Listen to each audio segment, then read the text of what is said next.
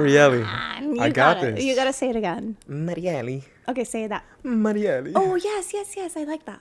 Why? I don't know. I just love it. Marielli. Marielli. All right. Mm-hmm. All right. Welcome to another lovely episode of the Perspective Podcast. Today Thank we you. have Marielli on the show. Marielli, thank you for coming. Thank you for having me. Absolutely. So we kind of hit her with an unexpected twist today. She not familiar with the Perspective Podcast, and we're going to be talking about hardships and adversity. So she's diving right in. She decided to have the courage to kind of open up, be vulnerable, and the strength to just dive right in, tell her story. That's So very true. let's kind of give her a round of applause just for that spontaneous, I don't give a shit type of attitude right there. That's good. That's strength. That's strength. So she told me a little bit about her story, Mm-hmm. and I think that there's a lot of value in there because I see that she's come out of it, seems to be in a better headspace, better emotional space. She seems Yeah. like she found some peace and some quiet, some stillness in her mind. Some stability for sure. And that's cool. And that's, so why don't we get a little bit about your story and tell the people who are watching at home about, the things that you experienced, things you've gone through. What's made you you? Mm. A powerful experience. Just tell me something that you feel has had a strong. Well, I definitely think that I got married way too young. I wouldn't recommend that. Mm. I have two wonderful kids, and I was in a very abusive marriage for 12 years. It's really hard to leave someone that you love so much, and it just constantly abuses you and then love bombs you, and then you fall back into that trap. You always want to see the best of people, and you want to hope that they actually do change or mean that they're sorry. Right. And then you're just so afraid sometimes of the unknown, not knowing if you're going to be able to make it on your own, or how's life going to be as a single parent, or are people going to judge you if you decide to leave, or there's just so many factors that Right. happen in your mind when you're trying to leave a toxic and abusive relationship. Right. So I'm going to ask a bunch of questions, right? Mhm. And my questions, they're just questions. You know what I mean? I just like to ask questions. So Okay, I go don't know ahead. if, you know what I mean? What did marriage mean to you going into when you first started? How did you feel going into the marriage? Scared. I was really scared. So I actually, to be honest with you, I didn't want to get married. I kind of felt like I had to because I had already a child with him. And it was hard because I remember that the day that we were going to get married, I got cold feet. I wanted to run away. Really? I did. And we didn't have a wedding, right? We had we eloped. So we went to a different state at the beach, and we just kind of did it at the beach. And it was very intimate, but at the same time, I didn't feel like I was doing the right thing. I remember when we got engaged, something in my head was say no, say no, say no. And I said yes. So I never listened to my gut. And that was crucial. I should have known then that it wasn't going to work out. And then it was going to be way worse. What were the things that were telling you to say no? Do you It was understand a voice in my head. I don't know. Have you ever had a voice in your head tell you get out, or don't do this, or I don't know, maybe it was a guardian angel. I'm very spiritual, so I feel sometimes I get these messages that I'm supposed to follow, and I never did. But now I do. Got it. So it wasn't a voice that was just speaking out from red flags that already existed in the relationship.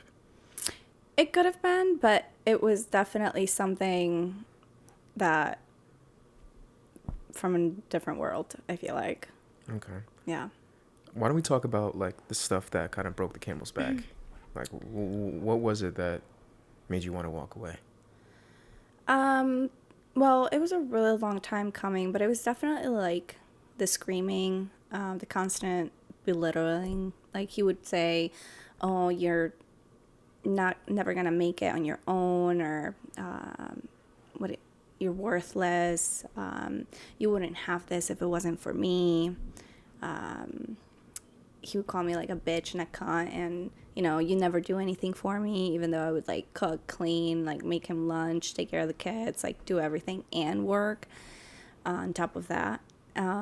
So he would just always try to put me down. Like if I would say, oh, like I really want to do this, or I want to go to school for this, he would say no, or he would be like, no, don't do that. Or I don't know, if I wanted to hang out with my girlfriends, it was like a huge fight. Like one time, it was for my birthday, one of my best friends wanted to take me to a winery, and she picked me up, and I told him, and all of a sudden, like, he flipped out when I got back home. He like started calling me a lesbian and like pushed me, and it was just a complete mess. I think some people just can't control their emotions, and he was just so out of control, and you kind of just stop. It's not that you stop loving someone, but you just see them for how they treat you or who they are. I don't know, it was just a long time coming. And then I started seeing also like cheating was a part of it too. He was like going behind my back and cheating on me with women that I found out through my friend's Snapchat. So kind of hard stuff to talk about. Oh my gosh. Yeah. I'm so sorry. Yeah, so it was just abuse and lies and cheating, and then the money too. Like he had like a severe spending problem on things that didn't really matter, right? So he had like an obsession with cars and like buying all this crazy stuff, and I'm like, okay, well, we need to get to like the next level. So why are you spending the money like we don't have, right? We're already living paycheck to paycheck and struggling as it is, as a unit, as a couple. Like I have my income, you have your income, and like why are we in this hole, right? It doesn't make any sense. And then I found out that there was like steroid use, that he was like blowing money on steroids, and I think that was like part of his emotions being so out of whack too, but yeah, I just think he always had a temper, but it just got worse with the years. Yeah. So there was hope, and then you just started kind of giving up on hope. Yeah. Since you guys have split, do you notice any changes in his behavior? I actually haven't talked to him in years. Really? Yeah. Don't you guys have children together? Yep. How does that work? I just parent, and He doesn't see the kids? no, he does. He sees them, every other weekend. But that's it. Like, we don't communicate. I mean, we do communicate through an app if I have to tell him, like, hey, this is happening. It's frustrating because, like, my daughter needed to have, like, an emergency surgery last year, and I couldn't get a hold of him. Like, I, as a parent, couldn't, like, talk to him and be like, hey, you need to be here or whatever. It's just really immature. We just haven't talked. I don't think we ever will, to be honest. So just let's talk about the growth and the change, right? How do you feel now after, or how were you really feeling before? Like, what's the comparison? Who was the woman who was in that relationship? What was in her mind? What was in her head and her heart? And who's the woman walking around now? That woman was so scared, timid, literally scared of everything, right? Didn't think that she could make it on her own at all. Lots of doubts, lots of worry. And I just felt like my whole world was crumbling. I was going through so much anxiety at the time and panic attacks. I wasn't eating. I got down to like 100 pounds. I was shaking all the time, crying all the time, unstable, you name it. And then leaving that relationship, it was like a drug, right? Like I wanted to go back so bad. And I could have. There was times where he was like reaching out for me to like meet up with him or like go back with him, and I wanted to so bad. But I had kept a journal, right, of all the things that he did with dates and like pictures and like everything so that I could read it and then say to myself, like, don't, you can't. Like, you spent all this time hiding who you were, like, trying to make him happy, accommodate to all of his needs, and it just wasn't the same. So once I left, because the day that I did leave, we were going through a divorce, right? And he ended up locking every single door with things like my daughter's diapers, her clothes, my son's clothes. They were all locked up. He had drained our bank accounts, so I was at like negative. We were at negative. I had no money and nowhere to go. And I really needed to figure it out. And he came to the house.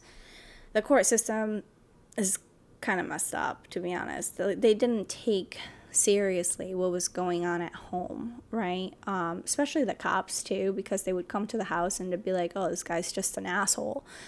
So at the time, there was no law about, what is it called, mental abuse. There was no law, but now there is. So at the time, he could do anything to me because it was his house also. So anything to me he could do. He would like threaten me. He would take all the sheets from my bed and he would like, if you don't have sex with me, you're not going to have any pillows or sheets, or like kind of like threaten me with things. And then he would like take my own clothes and just throw them everywhere around my room. It was just a complete mess. So the day that I left, he came to the house and he started locking up the heat. It was a 6-degree day. I had no heat in my house.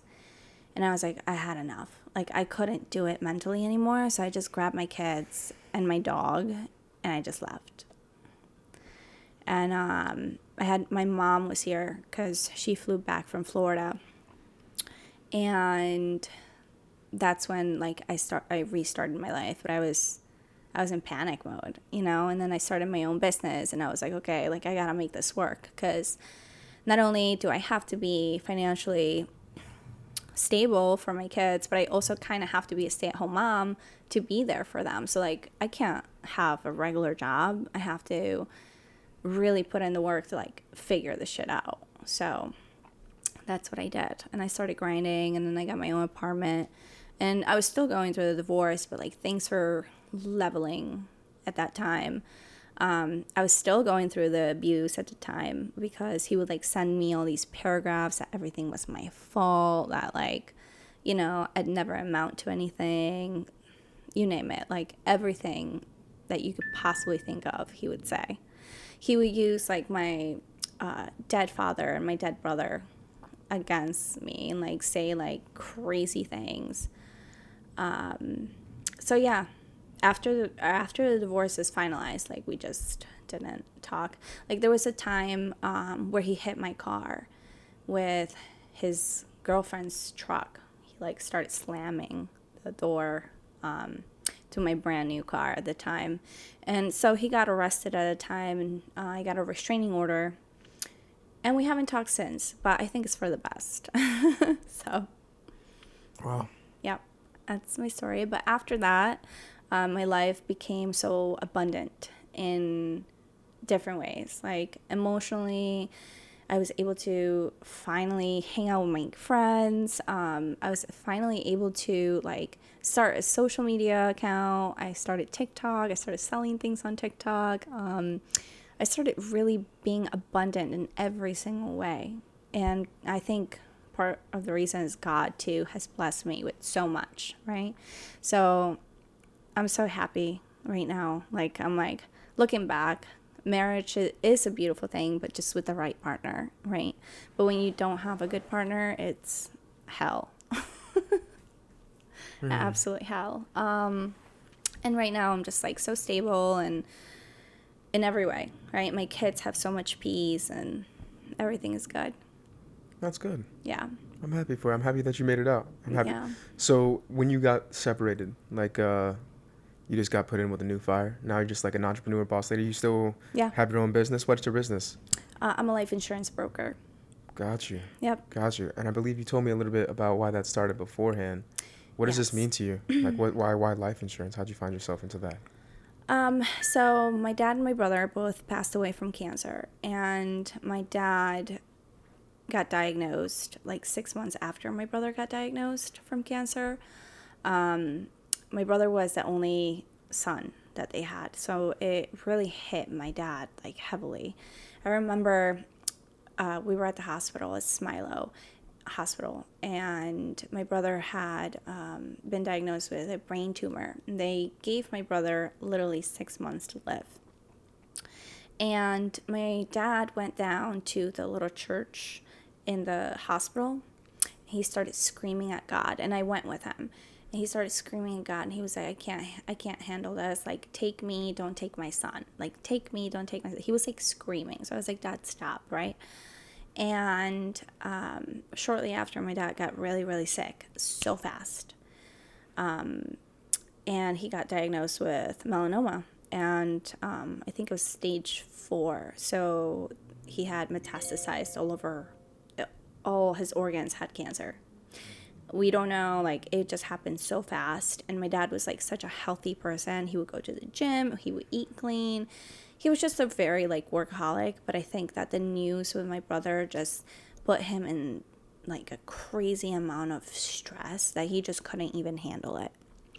So my dad passed away very shortly after, and my brother lived for many years after, even though they said that my brother was only going to live 6 months. My brother lived for about like 4 years after. Yeah. Wow. And my mom has always been a stay-at-home mom, right? She's never worked a day in her life. So my dad had life insurance, and he left it to her. And my mom was able to, figure everything out with that and keep things going, right? And then I was also like, I took care of my mom for a really long time after my brother passed. And then she was able to, move to Florida and just kind of start her life there. Wow. Yeah. Wow. So basically, you saw how life insurance was able to help your family in a very difficult situation, Yep. and you wanted to supply that solution for others too. Absolutely. Yeah. That is quite devastating. That is crazy. What a story. Yeah. It's pretty nuts. Right? That doesn't seem like a coincidence to me. You know what I mean? No, I don't. Did that get you in an incident like that? Does that drive you to have more faith or less faith? I have a lot of faith. I'm like blindfold in faith, Yeah. I don't have to put that on a scale or like in a measurement or anything like that. Like I just have so much faith that things are always going to work out and that things are going to be good. At the end of the day, things are going to be great. And I think that with everything that has happened in my life, some things I just can't really explain, right? Or like why that happened. It's just God, right? I think if you have angels and you believe in God or you believe in something, you can definitely thrive. 100%. Yeah. 100%. So did you always have this strong faith, or is this has come through understanding that things have always worked their way out? No, actually, I didn't have this much faith until I had to go through the stuff that I did. And God just really showed me that he's been with me every single time. Because sometimes I'm like, I don't know what I'm supposed to do. Or I would just cry and like, I was very vulnerable. And I needed some sort of guidance. And he provided that for me. Like, it just didn't come from me, Absolutely. Yeah. Absolutely. And I think anybody who's watching, if they just, open their heart up to, to God, however you want to call it, Christ, you know what I mean? Yeah. I call it the God of the Bible, the Most High, Yahuwah, I don't know, the breath, I don't know, but, God of the Bible. Open your heart, see if he can work wonders. Yeah. I mean, just ask. I don't know. A little bit of faith can go a long way. You know what I mean? I always refer to, I think it's Matthew 17, 20, 21. Like, if you have faith of a mustard seed, you can move mountains. Yeah. With prayer, and with fasting. So if you combine prayer and fasting, there might be some wonderful stuff. You might move some mountains. It's worth a shot. It is worth a shot. I do believe in miracles. They happen all the time. Yeah, they do. I was actually reading a book, The Power of the Mind, right? And it's such a big book, but it has so many different stories about people that were able to heal themselves through the power of God, and that were diagnosed with, cancer or... How do you mean heal themselves with the power of God? Well, That doesn't make sense to me. they were able to heal their bodies. Like, they were able to heal whatever sickness that they had. God did it. Of course. They didn't do anything. Well, yeah, you're right. But, like, they had to believe. They had to have faith. Absolutely. They had to have, Right. maybe a little bit of fasting. I don't know what they did, but they Right, did it. right. God did it for them. God did it for them. But God did it for them. God did. Right, that's right. Yeah, I can respect that. Yeah, I know God has definitely worked wonders in my life too. You know what I mean? I just want to continue to keep on making sure that I give him credit and that I follow the commandments, because that's really the most important thing. And I struggle, but it definitely weighs on my mind when when I'm not doing as good as I could be. Yeah. Well, we're human. Yeah, we are, but we still. It's good to want more. It's good to want to be better. It's gonna want to build a closer relationship to him. Yeah, for sure. You know what I mean? Like, but yeah. All right. I feel like we kind of touched up on some good amount of stuff. We you know did. What I mean? Is there anything that you want to address or that you want me to ask you or to say to the audience? Well, definitely get life insurance if you don't have one. Okay. I'd be your contact here in Connecticut. There you go. You need some life insurance? Hit her up. Yeah, for sure. I can set up retirements too and annuities. Absolutely. And a little bit of faith can go a long way. It's always going to work out in your favor. Or not in your favor, but it's always going to work out. Always going to work out. You know what I mean? Like, yeah. if you think that For the most something's good. going, yes. Like, if it's not your way, but it's God's way, because he sees where Right. you're going. Right. So. Sometimes we might get the short end of the stick, but like the fulfillment that it brings to like other aspects of life, Right. you know what I mean? Sometimes it's good to kind of get the short end. You can see like how your sacrifice can actually have had much greater impact. Honestly, that's true. So, like, when I was going through the divorce, I was like, why am I going through this? Right? Like, I didn't understand. But 5 years later, I'm like, thank God. Thank God this happened, because my life is so amazing. I've got to experience things that I would have never been able to experience with my ex, Yeah, So. absolutely. And that's exactly why I have this podcast, for instances like, you know what I mean? When you go through stuff, when you experience your difficult moments, once you've experienced quite a few of them and they've had their time and they've passed, you realize that they've kind of molded you into a much greater place. Like, you tend to have a little bit more gratitude after Oh, yeah. having that crazy shit that you thought was the end of the world, but really could have been one of your best blessings. Yeah, it's true. You know? It literally was the best blessing that I could have had. Right. It was like the worst thing that was happening at the time, and I couldn't see it. But now I'm like, it was the best thing that could have ever happened to me. Right. Yeah. And it's beautiful. Like, when we're young, right, and we're going through those, we have like such a little emotional tolerance for it. Yeah. We're like, fuck, like, what the fuck. But then after you go through enough of those too, and then you're going through, maybe you're just like, you're able to handle it so much more gracefully, and just like, whatever. Like, in the fire, you're just chilling. I know. It's just like, all right. And that's a superpower. So Yeah, it is, to stay calm. And you're just like, okay, well, here we go again. that's it. Yeah. Cool. All right. So I think that's a wrap for today. For today's episode. Thank you so much for coming on. Well, thank you for inviting me. Absolutely. All right, guys. Check in for we're gonna put your links down below, and then tune in for the next one. Bye. Bam.